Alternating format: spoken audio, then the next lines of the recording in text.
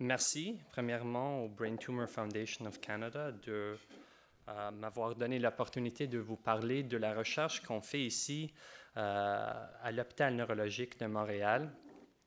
En effet, la présentation se tient de la simulation virtuelle en neurochirurgie aussi en touchant l'intelligence artificielle. Et puis, moi, en tant de candidat en PhD et de résident en neurochirurgie, je travaille avec ce domaine-là. Et je travaille avec Dr. Del Maestro, qui, ça se peut que quelques-uns de vous autres le connaissent. Il est un neurochirurgien qui est en effet le principal investigator du laboratoire où est-ce que toute cette recherche-là a été faite. En effet, c'est le Centre de simulation et d'intelligence artificielle pour l'apprentissage en neurochirurgie, donc en anglais le Neurosurgical Simulation Research and Training Center. Et donc, c'est une présentation d'à peu près 45 minutes, 50 minutes. Je sais qu'il y a une période à la fin, mais si vous avez des questions, il va y avoir beaucoup d'informations. Mais s'il y a quelque chose maintenant, là, vous pouvez toujours, n'importe quand, lever votre main. On peut avoir une discussion maintenant. Vous n'avez pas besoin de connaissances en neurochirurgie, en simulation, en l'intelligence artificielle. C'est vraiment juste pour vous montrer qu'est-ce qu'on fait sur le domaine de recherche en chirurgie, pas seulement en médicaments pour traiter les tumeurs cérébrales. Donc, faut parler du début. Donc, pourquoi on fait cette recherche-là sur le domaine de simulation en chirurgie et sur simulation de réalité virtuelle? Mais, premièrement, une bonne raison, c'est pour des erreurs en neurochirurgie. Donc, ils ont fait des études dans des États-Unis et dans une année, il y avait à peu près 17 milliards de dollars de coûts reliés à des erreurs. Un tiers de ça est relié de la chirurgie. Aussi, il y avait des études qui ont démontré qu'un tiers d'erreurs médicaux en neurochirurgie se fassent dans la salle d'opération.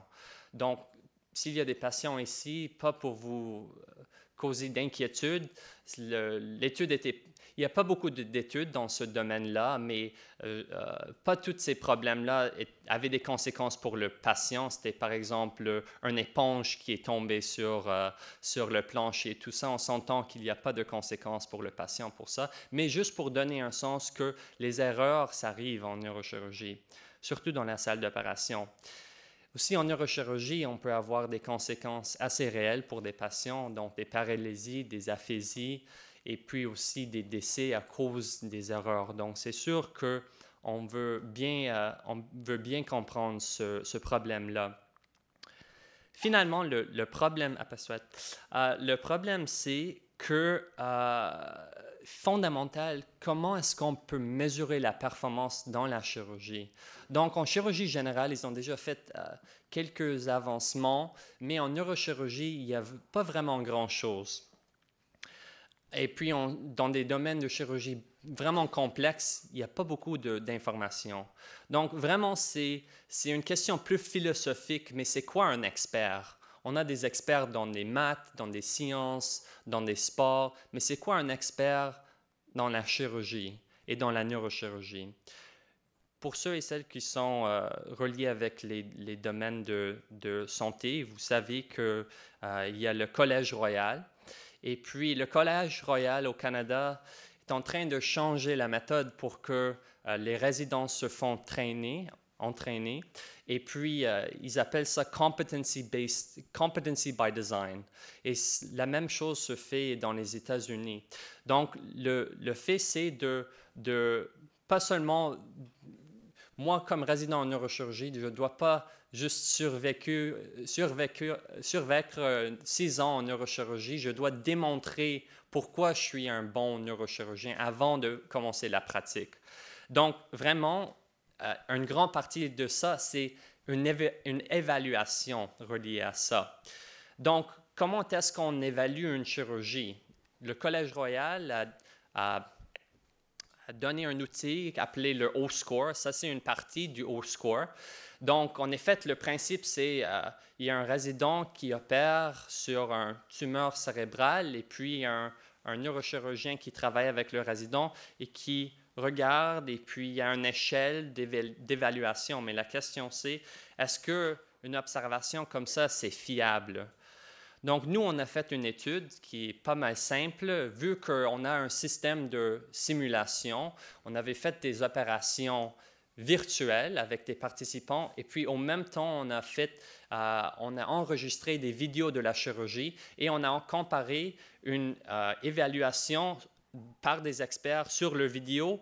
Et puis, au même temps, on pourrait comparer c'était quoi les mesures de performance par le simulateur. Et en gros, ça démontre, la partie en rouge, ça démontre les parties où est-ce que les évaluations visuelles ne peuvent pas capter les forces exigées par le résident et puis aussi si le tissu, le cerveau a été endommagé par le résident. Bien sûr, ce n'est pas une chirurgie réelle, c'est une chirurgie virtuelle, mais juste ça pour dire que juste en regardant une chirurgie, ce n'est pas nécessairement qu'on capte toute l'information de ça. Donc, dans une autre étude, en effet, en regardant qui ont mesuré la force appliquée par des neurochirurgiens et les résidents dans une chirurgie, une vraie chirurgie, ont démontré qu'une variabilité de force cause plus de saignement dans l'opération. Donc ça, c'est vraiment dans un domaine en neurochirurgie. Il n'y a pas beaucoup d'études là-dedans, mais juste pour dire que la force et les mouvements, bien sûr, c'est important de mesurer ça.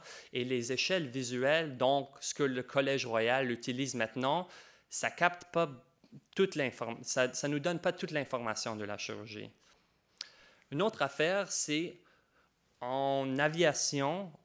Là, on voit qu'il y a un cockpit et on compare ça avec un opératoire standard maintenant de neurochirurgie. On voit que les deux domaines sont les deux assez compliqués. Il y a beaucoup d'éléments qui fonctionnent en même temps. Et est-ce qu'on peut utiliser les données de l'industrie d'aviation et appliquer ça à la neurochirurgie? La deuxième fait que s'il y a des problèmes en aviation, comme on a vu cette année-là, si un avion, il y a des problèmes, il y a des morts, 200, 300 de morts, il y a un coût de potentiellement milliards de dollars. Et comparer ça avec des problèmes et des erreurs en neurochirurgie, ils se font une à la fois et puis on ne les voit pas nécessairement. C'est une à la fois, mais si on regarde par une année, là, ça se peut que ça soit aussi tant de personnes, peut-être plus de personnes comparé. C'est sûr que c'est plus de personnes comparé avec un désastre aviatique. Donc, c'est quoi ce que l'industrie aviatique a fait? Là, on voit les années 60 jusqu'à 2006 à peu près. Il y avait beaucoup d'accidents. Et puis, qu'est-ce qu'ils ont fait? Premièrement, ils ont installé des ground sensors. Donc, pour nous, c'est quoi les ground sensors? Ça veut dire quand l'avion est proche au sol, il y a des alertes là. OK. C'est quoi l'équivalent pour nous en clinique? C'est signes vitaux, pression, battement de corps, respiration, tout ça. Mais l'autre étape, et vous voyez, il y avait un autre petit dip ici. Là, c'est vraiment quand ils ont commencé à utiliser la simulation.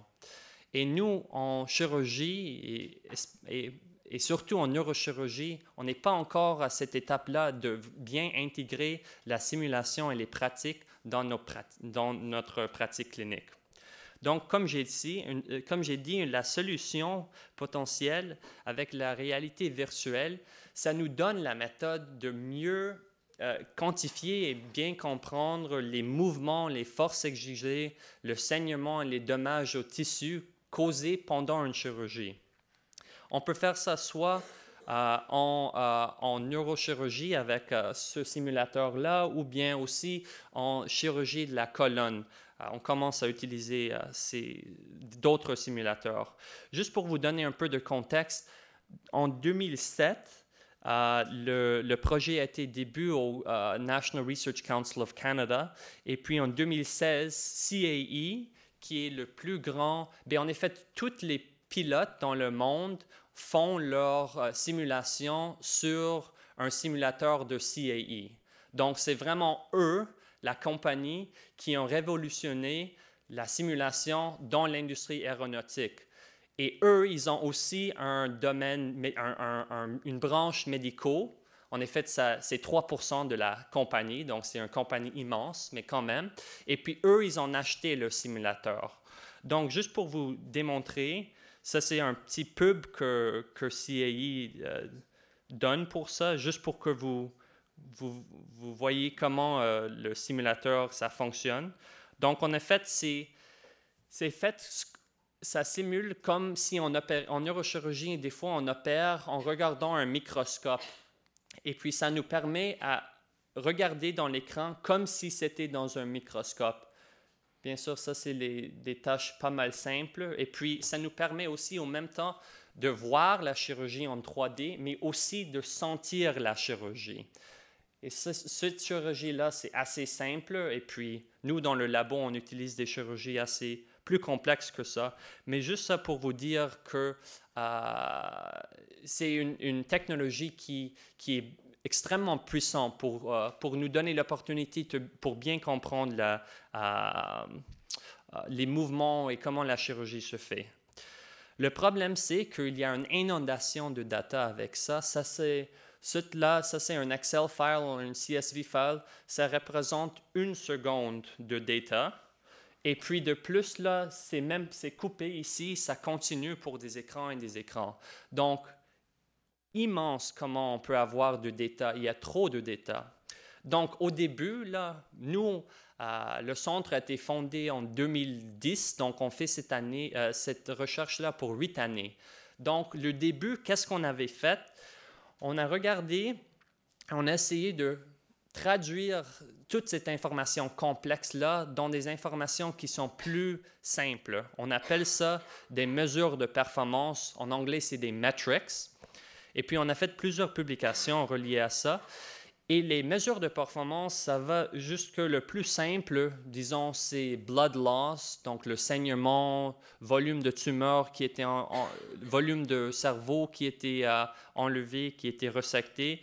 Et puis, ça devient de plus en plus complexe. On regarde aux mains, les 2 mains, comment ils bougent en même temps. Et finalement, on peut arriver à quelque chose comme ça. Celui-là, ça c'est un profil d'un tumeur en 3D et ça nous démontre les forces qui ont été exigées sur les différentes parties du tumeur et on peut comparer ça, on peut comparer les forces qui sont exigées par les neurochirurgiens avec des résidents seniors, juniors et des étudiants en médecine. Et rouge, ça veut dire qu'il y a plus de force et le moins rouge, bleu, ça veut dire presque rien et tout en milieu. Donc, on peut voir là que déjà, il y a quelque chose, les neurochirurgiens, là, déjà, il y a quelque chose qui est différent, là. On voit ça. L'autre affaire, c'est les simulations qu'on utilise dans le labo. Quand on augmente la complexité, ça devient aussi de plus en plus compliqué. On commence avec un tumeur sphéroïdal. On fait une resection avec seulement une main. C'est clair, on ne fait pas ça dans la vraie vie, mais comme outil de recherche, on commence avec ça juste pour bien comprendre c'est quoi les étapes.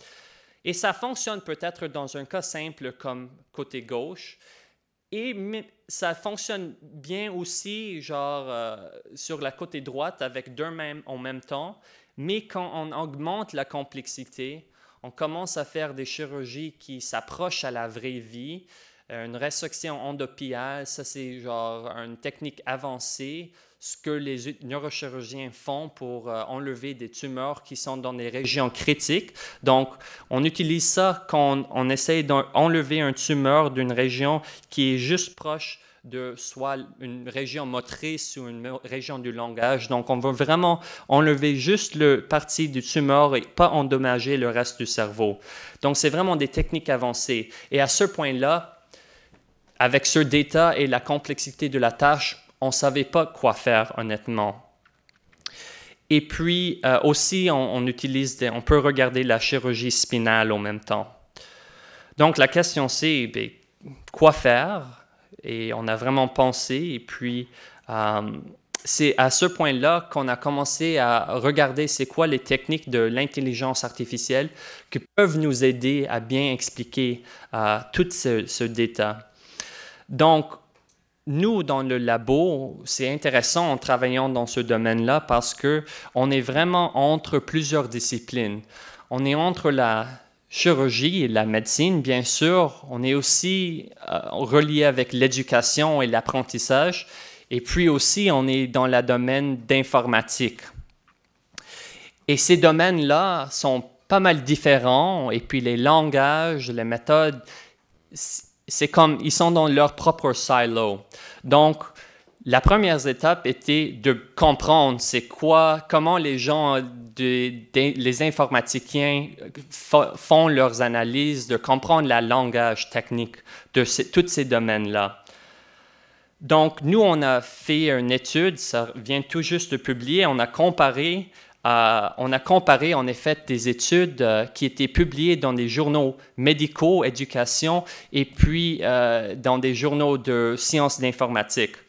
Bref, on a créé une échelle pour créer un standard pour que les chercheurs peuvent publier sur ça et bien évaluer des publications qui sont reliées avec la simulation en chirurgie utilisant des techniques de l'intelligence artificielle.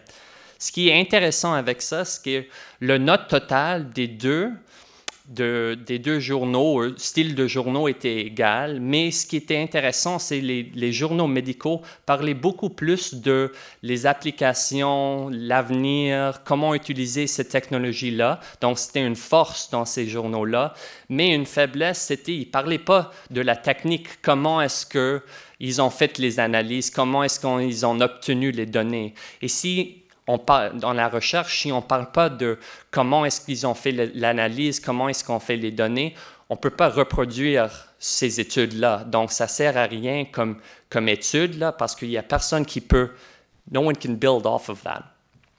Et c'était exactement l'inverse pour les autres. Donc, les sciences informatiques, on parlait beaucoup de techniques d'analyse et tout ça, mais les applications médicaux et comment utiliser ça, ils n'ont pas vraiment parlé beaucoup. Donc, la simulation virtuelle et l'intelligence artificielle, bref, le concept c'est, côté gauche, comme vous avez vu, on prend le data, les données du simulateur, donc complexe, beaucoup de données, et on crée des mesures de performance. Après ça, on utilise des algorithmes de l'intelligence artificielle pour analyser les données. Et puis après ça, on a un modèle qu'on peut en effet entraîner et puis appliquer ce modèle-là avec des nouveaux participants. Il y a plusieurs, je ne vais pas aller en grand détail, mais en effet, il y a plusieurs sortes d'algorithmes. Il y a une classe d'algorithmes qui sont faits pour classer des affaires. Donc, ils utilisent plusieurs méthodes, mais en gros, ils sont tous ce qui est tout en commun avec eux, c'est qu'ils essaient de classer des données.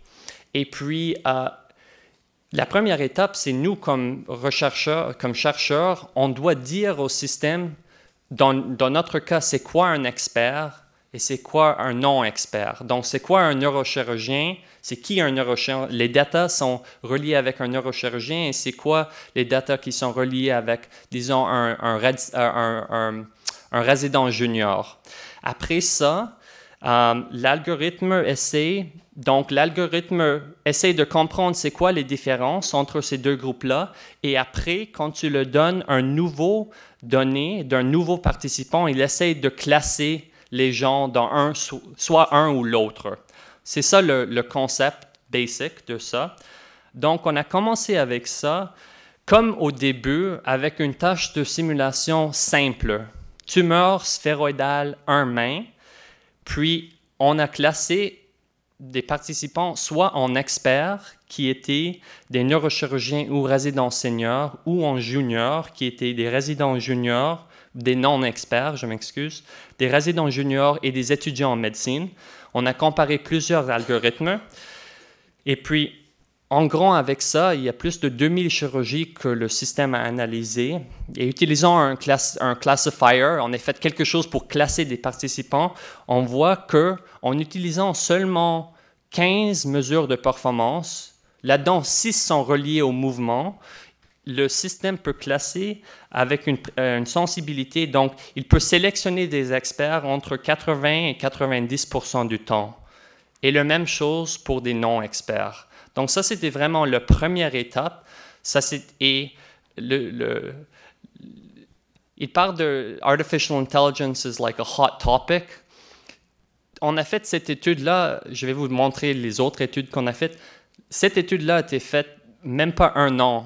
Ça fait un an, en juin de l'année dernière. Donc, c'est vraiment la technologie, là. Une fois qu'on a cette connaissance-là, ça roule vraiment vite. Donc, la deuxième étude qu'on a faite, ça, c'était une chirurgie spinale, donc une chirurgie sur la colonne vertébrale, une laminectomie. C'est ça la chirurgie qu'on a faite.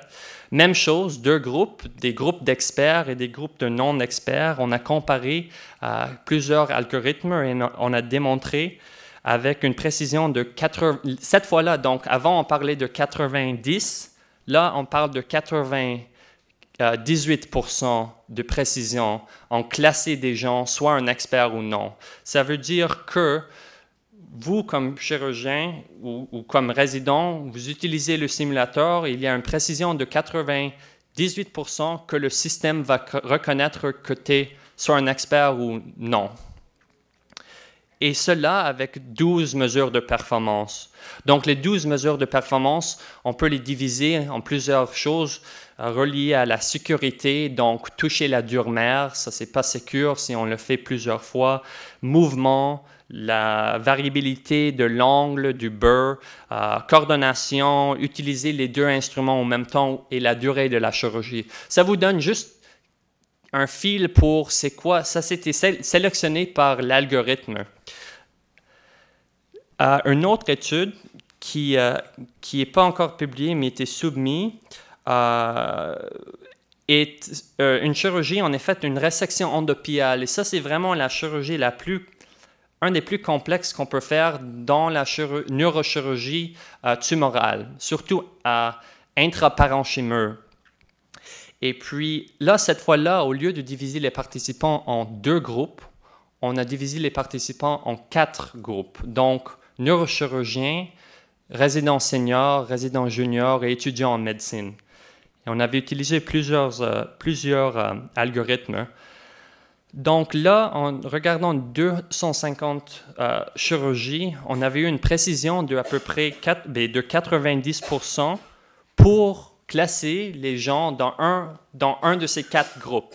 Ça veut dire que si tu es un étudiant en médecine, résident junior, résident senior ou neurochirurgien, là, vous êtes classé avec une précision de 90%. Et cela avec juste 6, ce algorithme-là avait utilisé seulement 6 mesures de performance. Donc, quand on a commencé, on crée des mesures de performance, on commence avec 1000, 2000, 3000 mesures de performance. Et puis finalement, l'algorithme, ça veut dire que pour cette tâche-là, sur le simulateur, il y a seulement 6 mouvements qui soutiennent un jugement si quelqu'un est un expert ou non à cette précision-là. Donc, c'est intéressant quand même. Et on peut voir dans plusieurs sortes toutes ces colonnes-là, on compare les différents algorithmes, on voit qu'ils sont tous reliés soit dans des domaines de mouvement avec un instrument, des mouvements reliés avec 2 instruments, force exigée et puis dommages au tissu ou saignement. Tout ça pour dire. Et puis, de plus, on peut aussi voir, par exemple, les 6 là, pour voir force exigée, donc la variabilité de la force de l'aspirateur pendant toute la chirurgie et aussi pendant la resection tumorale était important. Et puis aussi la vitesse et variabilité de la vitesse de l'aspirateur durant la resection tumorale. Tout ça pour dire que nous, comme résidents ou bien comme neurochirurgiens, on a un sens que qui est important en regardant une chirurgie. Mais c'est vraiment la première fois qu'on peut avoir des méthodes pour vraiment décrire c'est quoi un expert et commencer à faire des études là-dessus. Et on peut voir c'est quoi vraiment ce que l'algorithme utilise pour faire ces jugements-là. Une des dernières études, c'est une chirurgie spinale. On a fait une discectomie antérieure. Mais ce qui est intéressant avec cette étude-là, on a gardé 3 groupes. Et puis, au lieu d'utiliser des autres algorithmes comme j'ai décrit avant, on a utilisé un algorithme de Artificial Neural Network. Donc, un Artificial Neural Network, en effet, c'est un algorithme qui est basé sur la physiologie neuronale. Donc, ils essaient de faire que les ordinateurs peuvent intégrer les informations comme des neurones. Donc, on avait utilisé une méthode un petit peu différente. Donc, on a pris 70% des données. On avait entraîné l'algorithme avec, et puis on a fait des essais pour voir c'est quoi la précision finale sur un autre 30% de la portion, juste pour voir, to see how generalizable it is. Donc, les résultats de ça, bien sûr, le groupe d'entraînement avait eu une précision de 100% parce que l'algorithme a eu le temps pour perfecter, pour trouver toutes les différences entre les groupes. Mais quand on l'avait utilisé sur le groupe d'essai, on avait eu une précision de 83%. Donc, juste pour vous démontrer c'est quoi le concept d'un Artificial Neural Network, vous avez plusieurs nodes ou input layers. En effet, pour nous, sur la côté gauche, on voit que chaque mesure, X1, X2, X3, n'importe, on peut penser à ça comme les mesures de performance. Saignement, volume de tumeur enlevé, volume de cerveau enlevé, etc. Et puis le fait, c'est que on dit au algorithme, c'est ça les groupes qui sont intéressants pour nous. Donc, on fait, par exemple, on dit que on regroupe les participants selon leur expérience chirurgicale. Donc, dans ce cas-là, on a dit post-resident, donc des patrons, des neurochirurgiens, des fellows, des seniors et des juniors. Et ce qu'un Artificial Neural Network fait, c'est qu'il essaie de matcher, genre le input, donc les mesures de performance, comment est-ce qu'il peut le arranger pour mieux décrire, pour mieux prédire les groupes-là. Donc, c'est ça, en gros, c'est ça le Artificial Neural Network. Vous avez peut-être entendu parler du Deep Learning, peut-être Google Deep Learning. Deep Learning, c'est seulement quand tu as plusieurs hidden layers. Donc, quand tu as plus qu'un, ça devient Deep Learning en passant. Mais ce qui est intéressant là, c'est ça nous permet de calculer l'importance de certaines mesures, donc d'une manière plus subtile qu'avant. Donc, on peut dire spécifiquement, c'est quoi les mesures de performance qui sont importantes d'une transition entre un étudiant en médecine et un résident junior, ou bien un résident junior et un résident senior, ou bien un résident et un patron en neurochirurgie. Donc, c'est beaucoup plus précis pour répondre à la question « Qu'est-ce qui arrive à chaque étape-là ?» Et puis, on peut aussi, si on compare toutes les couleurs différentes ici, sont par exemple des post-residents, des seniors, des juniors. Et tout ça, ce n'est pas important de voir les noms, mais tout ça sont des différentes mesures de performance. Et puis, le y-axis démontre leur importance pour ça. Donc, par exemple, on voit que cette mesure de performance-là est extrêmement importante pour des résidents juniors, mais moins important pour des patrons en neurochirurgie.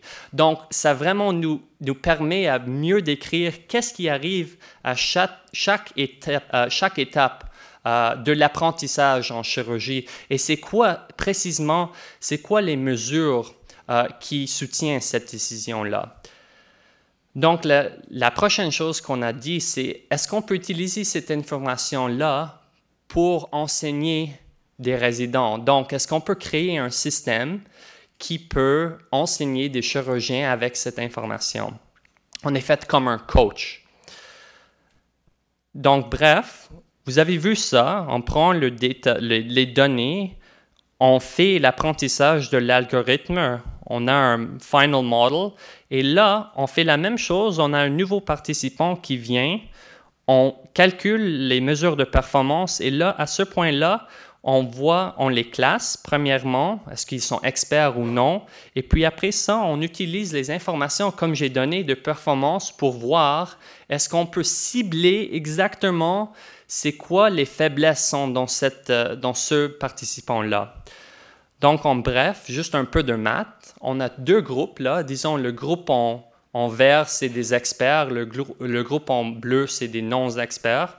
Donc, la première question, un classifier le plus simple, ça dit comment est-ce qu'on peut diviser ces deux équipes-là, les deux groupes-là. C'est par une linear equation.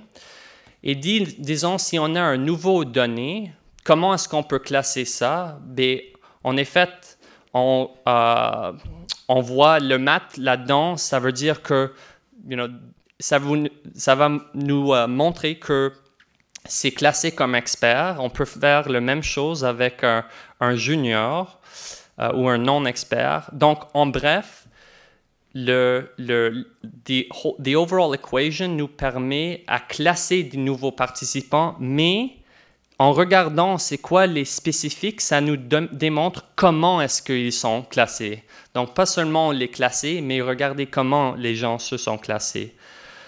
Donc, en utilisant cette information-là, on a fait un Virtual Operative Assistant et puis on vient tout juste, on a soumis une publication sur ça et puis on a aussi obtenu un US Licensing Patent sur ça.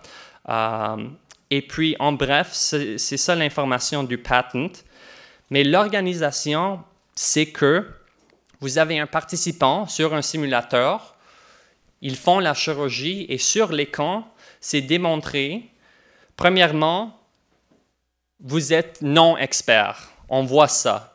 Comment est-ce que l'algorithme a fait la décision? Comme j'ai dit avant, on voit avec toute l'équation qu'il était classé comme non expert. Mais en regardant c'est quoi looking at the individual components of the scale, on peut voir qu'on peut donner du feedback. Donc, ça veut dire qu'il y a quelques mesures de performance où est-ce que le résident ne fonctionne pas bien, mais il y a quelques d'autres mesures où est-ce qu'ils sont presque là, par exemple. Ça nous permet à donner d'enseignement vraiment ciblé. De plus, on peut savoir avec ça, we can find out with this equation what the relative importance is of the different components. Donc, on peut voir ces deux, par exemple, these two components will, let's say, determine whether someone is classified. It will take up 80% of the classification. So these are the components that you maybe want to teach and focus on as opposed to the other ones. Mais on peut faire la même chose avec les autres informations, les autres mesures de performance. Et finalement, on peut donner un enseignement ciblé à cet résident-là, qui dit par exemple, le mouvement, la séparation des bouts de vos instruments, c'est approprié, mais vous avez besoin de réduire la force exigée. Et puis, on peut aussi avoir le système peut décrire ça, le système peut aussi démontrer des vidéos. Donc, comme dans la salle d'opération, on va dire, et attention, tes mouvements sont un peu bizarres ou tu bouges un peu trop, là, il faut être plus ciblé avec tes mouvements-là. Le système peut corriger les affaires de la même manière. Donc, c'est quoi les autres études qui sont prévues? En effet, c'est ça c'est ça c'est ça vraiment le vrai topic de ma thèse, c'est de faire une étude randomisée avec le Virtual Operative Assistant qui est intégré dans le simulateur pour répondre à la question, la formation en réalité virtuelle neurochirurgicale améliore-t-elle la performance opératoire? Celle-là, ça c'est une tumeur, ça c'est un cerveau de veau avec un tumeur intégré, un tumeur que moi j'ai créé. En effet, le but de ça, c'est on ne peut pas faire une étude de ça sur des patients. C'est pas éthique, bien sûr, et c'est pas... il y a plusieurs raisons pour que c'est pas...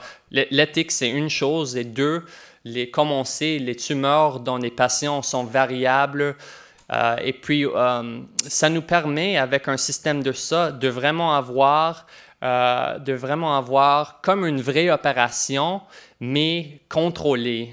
Grosseur de tumeur contrôlée, région qui est infiltrée avec la tumeur est contrôlée. Et ça nous permet vraiment de faire pour la première fois en neurochirurgie, on est fait presque pour la première fois en la chirurgie pour démontrer que la pratique sur un simulateur augmente la performance dans l'opération, dans la salle d'opération.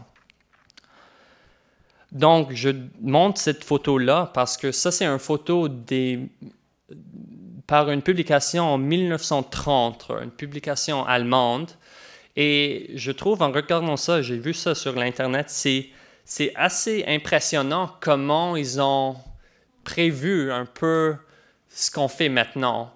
Mais ce qui est intéressant, c'est il y a quelque chose qui est aussi limité par le temps, qu'on voit qu'il y a les écouteurs, on peut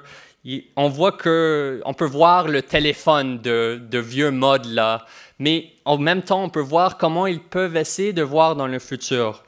Ce qui est aussi intéressant, c'est comme maintenant, les gens sont sur le téléphone et puis ils ne sont pas en train de parler entre eux, ils sont juste en train de regarder sur le téléphone. Donc ça, c'est aussi pas mal similaire.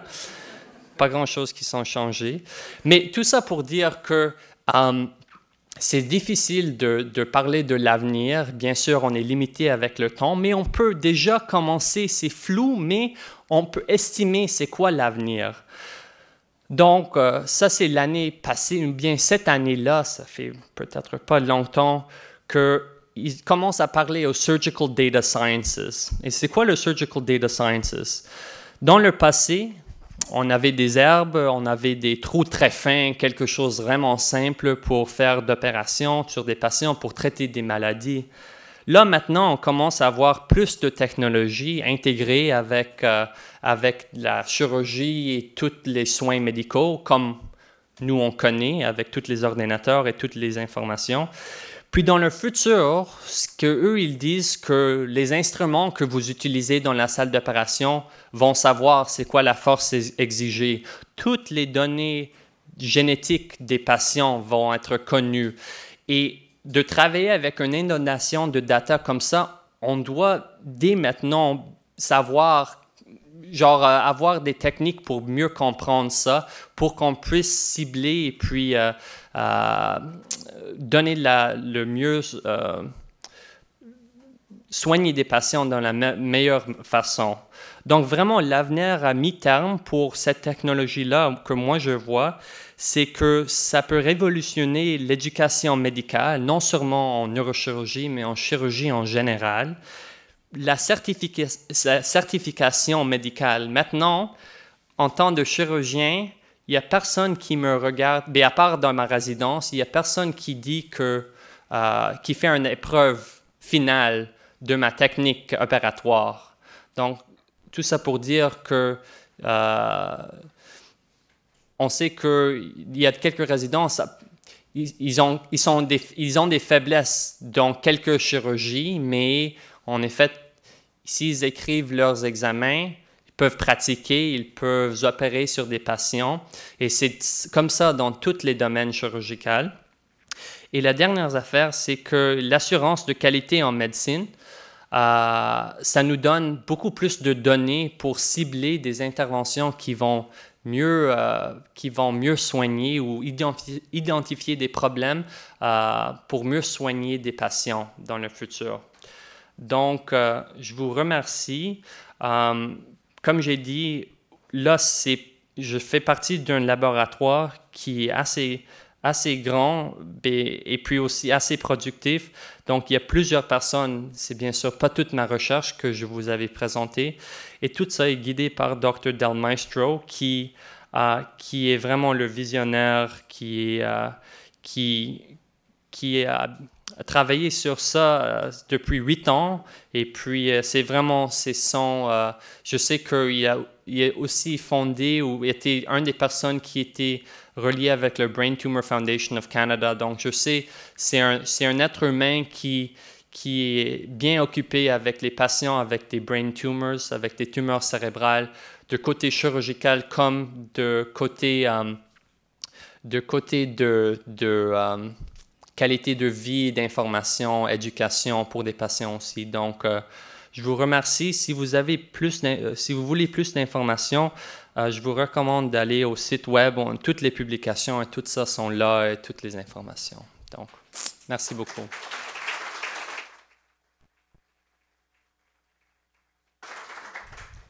Quelques questions? Oui. Sure, that's fine.